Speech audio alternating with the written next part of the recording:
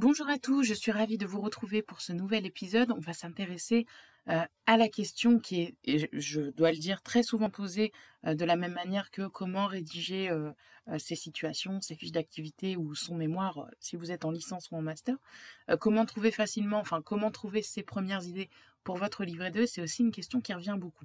Alors, je vous ai préparé deux petites choses. Vous prenez, vous laissez. Comme d'habitude, je ne fais que mettre des petites idées et des petits outils pour vous sur cette chaîne YouTube.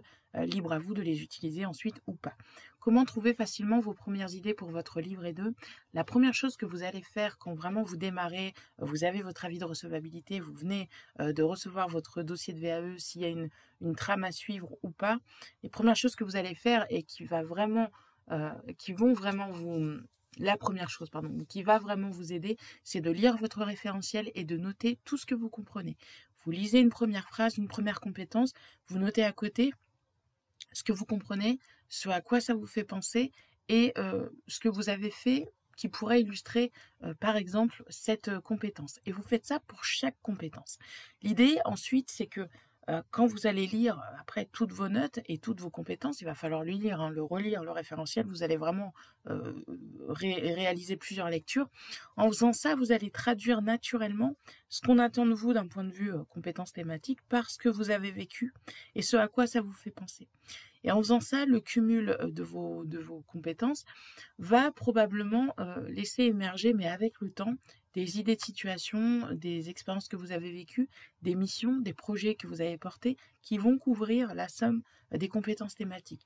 S'il y a des mots que vous ne comprenez pas dans votre référentiel, vous pouvez tout à fait prendre un dictionnaire, chercher une définition de ces termes pour avoir vraiment une vision globale et une définition, une idée en fait, une image à poser derrière chaque mot-clé.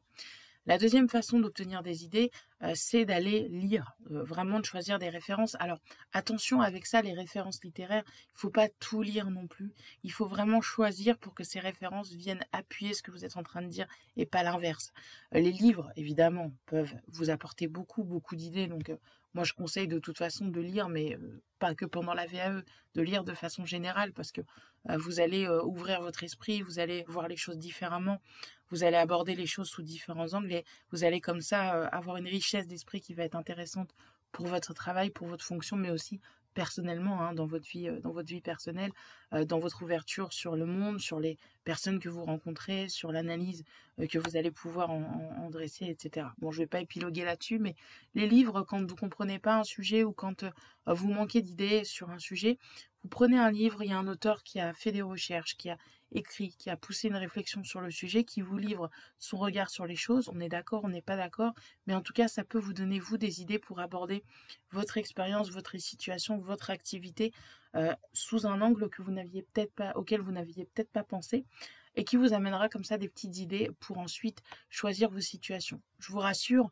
le démarrage est très long, entre guillemets, dans le sens où, alors évidemment, vous allez pouvoir alterner, commencer l'écriture de votre introduction pour pas rester toujours dans cette phase de réflexion qui peut être un peu paralysante. Mais choisir les situations, c'est important parce que si vous prenez une expérience ou une activité ou une mission qui est assez creuse et que vous en faites une fiche ou une situation ou une partie de votre écrit, si celle-là, elle est creuse, vous allez vous mettre en difficulté pour la suite, pour passer en revue toutes les compétences attendues si une situation ne couvre que une petite compétence. Donc il faut être stratégique dans vos choix.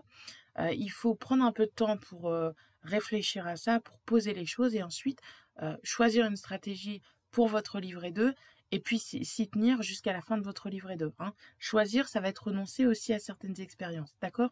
Donc il faut vraiment prendre le temps pour réaliser ces choix, vous aider à les lire pour trouver des idées et puis quand ce sera le moment venu, de toute façon vous le sentirez, vous aurez passé en vue beaucoup de choses et vous saurez que ça a du sens de choisir ça ou ça parce que ça me permet derrière de développer telle compétence et du coup ça me permet d'intégrer telle référence et de parler de ce sujet pour convaincre mon jury sur cet aspect de mon référentiel. Ok? Donc voilà ce que je voulais vous dire pour les deux petites astuces. Vous avez comme d'habitude l'e-book offert sans une idée si vous ne l'avez pas encore, sans une idée à développer dans votre livret 2. Je vous laisse découvrir tout ça c'est juste en dessous de cet épisode. Et quant à moi, je vous retrouve prochainement pour un prochain épisode, des prochaines astuces, des prochains conseils pour vous aider dans la réalisation de votre livret 2, dans la préparation de votre oral avec le jury, bref, dans l'obtention de votre diplôme. Très belle journée à tous, très belle soirée, à bientôt.